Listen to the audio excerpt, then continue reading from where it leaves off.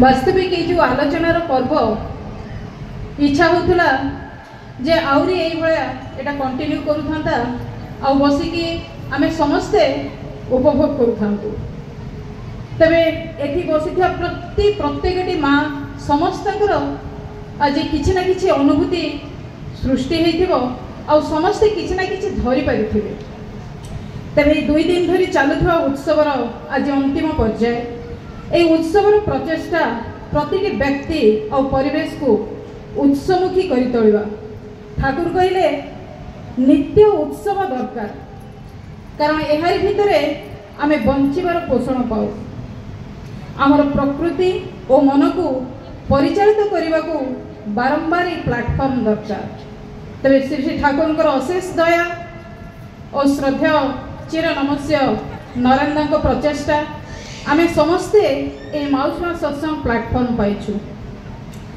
मातृसम्मेलन उद्देश्य प्रत्येकटी झील और माँ भितरे मातृशक्तिर जागरण।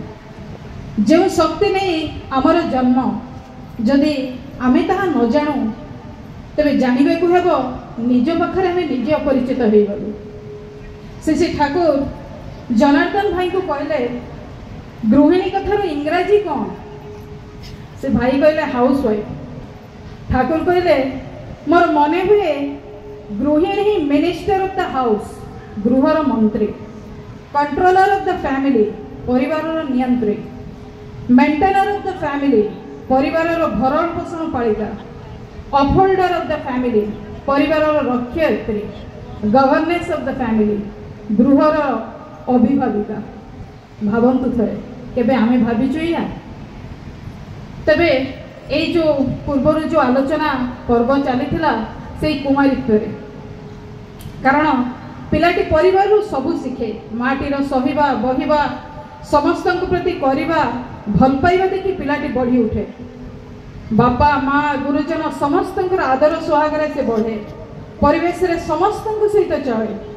तेबे आमे दुईटी संस्कार नहीं चालू, गोटे जन्मगत आउ अन्यटी परिवेश। जन्मगत संस्कार यदि भल न थाए तेबे परिवेश नहीं मनीषर भल कम ही करा जाए। आउ किशोरी अवस्था झीटी यदि जीवन चलनी संबंधी ज्ञान पाए तेबे तार वैवाहिक जीवन, पारिवारिक जीवन, समाज और राष्ट्रीय जीवन आउ भाविबा को पड़िबानी। से सबु परिस्थिति रे निजको खाप खुआई सहजरे चली परिबो। तार पितृकेन्द्रिक चलनी ताको सहजरे परपुरुष प्रति आकर्षित करि पारे नहीं। तार इमोशन सेंटिमेंट बापांक सहित जदि बांधी हो जाए तबे से कौन भूल कार्य करि परिबनी। आउ ए बांधियाबाटा केमिति संभव? बांधियाबाटा तो कौन दौड़ी देकी बांधिबेनी। तो यहीटा जो पूर्व आलोचना चलथिला जे सेवा, ये जो सेवा माध्यम रे बांधिबा, सेवा माने करिबा। तो ये जो करिबाटा भी केमिति करा जिवो? अनुसंधित्सु सेवा। बापांकर आज कौन प्रयोजन, गुरु गुरुजन आसिले सेमानकर जो भल मंद जिनसटा विचार करी तांकु किछि तृप्त करिबा, ए भावटा ही आउ ए जानिबाटा ही माँ झियो हाथ रे सिखाई दे, करिबाटा सिखाई दे। ता द्वारा झियोटा सब किछि जाने, शुणे, बुझे आउ करे। आउ जे समय जे कर्म करिबा कथा जदि ता न करू तेरे दुर्भोग आमको छाड़बनी। प्रत्येक कर्मर सक्सेस हेबा को गले गोटे विधि थाए, से विधि अनुसार ताको करिबा को हुए। जदि आज आर्थ सन रे कंसंट्रेट न होई थांता ताले तो भांगी चोरी गुंड गुंड हो जाई थांता। तेबे भावंतु आम चाहिबाटा कोन, आम चलीबाटा कोन? बिना केंद्र रे आमे कोन चली परिबा? कारण आम प्रति प्रत्येक भितरे गोटे जोगावेग अछि, भल पाइबाटा आउ टाण ए जिनस अछि। से टाण को रक्षा करिया पई सुकेंद्रिक हेबाकू पड़े, अर्थात गुरु केंद्रिक। कहीं कारण आमर ज्ञान ज्ञान नुहे, आमर शक्ति शक्ति नुहे, आमर बुद्धि बुद्धि ही नुहे। आज आम शारीरिक मानसिक स्तर रे जहाँ सफर करुचु केवल आमर अज्ञानता पाई। ना आम स्वास्थ्य ठीक करि पारुचु, ना आम सदाचार मानि चली पारुचु। आमर चिंता शक्ति, बोध शक्ति, इच्छा शक्ति सबु किछि जेपरि हमको गुलाम कर दैछि। जहाँ इच्छा ला खाइली, जहाँ इच्छा ला पिंधिली, जुआड़े चाहिए बुलिली। तो ये जो तार परिणामटा है रोग और जंत्रणा को आमंत्रण करवा। तेबे आम समस्त भितर पावर ऑफ एक्जिस्टेंस और पावर ऑफ रेजिस्टेंस असत निरोधी शक्ति ये दुईटा ही अच्छी किंतु ताको नियंत्रित करवा ताको डिसिप्लिन वे नवा यहीटा ही डिपेंड करे आम जीवन में जदि सद्गुरु को ग्रहण करूँ कारण जदि आज जीवन में सद्गुरु प्रयोजन न था सी भी आसी न था मुझे जापारती जे केते जन्म पर मनीष दुर्लभ जन्म पाई तेरे भूल करते जे पर्यंत आम सत सहित कनसेंट्रेट होना से पर्यंत आम ऑर्गेनाइज हो पारुना कारण खुंट संगे जदि बंधा न हुए ताहले आमर कर्म आमको कुआड़े जे नहीं जीवो तार कोनोसी ठिकाना नहीं। The world's biggest dustbin is the human mind ताको क्लीन करने को हेले आम ये जीवंत आदर्श को अनुसरण कर चलिया पड़ो कारण तांकरी दया आम जीवन चलनी अमृत मंत्र पाई था आम जीवन में जहाँ किसी समस्या अच्छी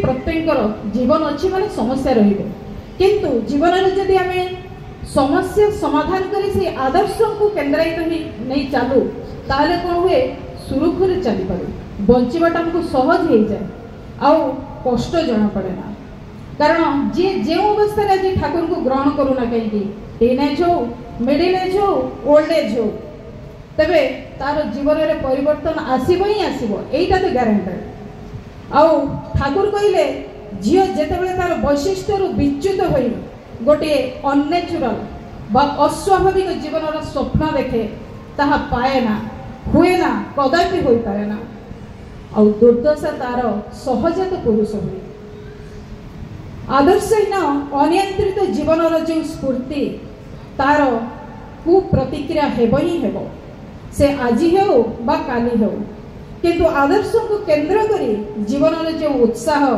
आनंद ताहा क्रमागति वृद्धि पाई चले एपरिकी आयु मध्य बढ़ी जाए तेबे आज आम मैंने जो गोटे जो प्लाटफर्म भितर एकत्रित होइछु आज आम प्रत्येक अनुभव करूँ जे वास्तविक कुमारी जीवन गुरुत्वटा केते कारण ये जो पूर्वर काली आज 2 दिन धरी मातृशरण झील मैंने माँ मैंने जो अनुभूति रखिले वास्तविक मर्मस्पर्शी कहीं आज जदि झीटी तार कुमारी अवस्था विवाह कौन वैवाहिक जीवन गुरुत्व कौन ये सब जिनस जदि धरी पारा जापर स्वामी को लेकिन केमिति चलने हुए शाशु शशुर सेवा जत्न केमिति करने हुए ये सब विषय तार जो प्रकृष्ट ज्ञान सेटा ही तार जीवन मापकाठी आते ताको कौन सी कसरत करने पड़े से सबकि तार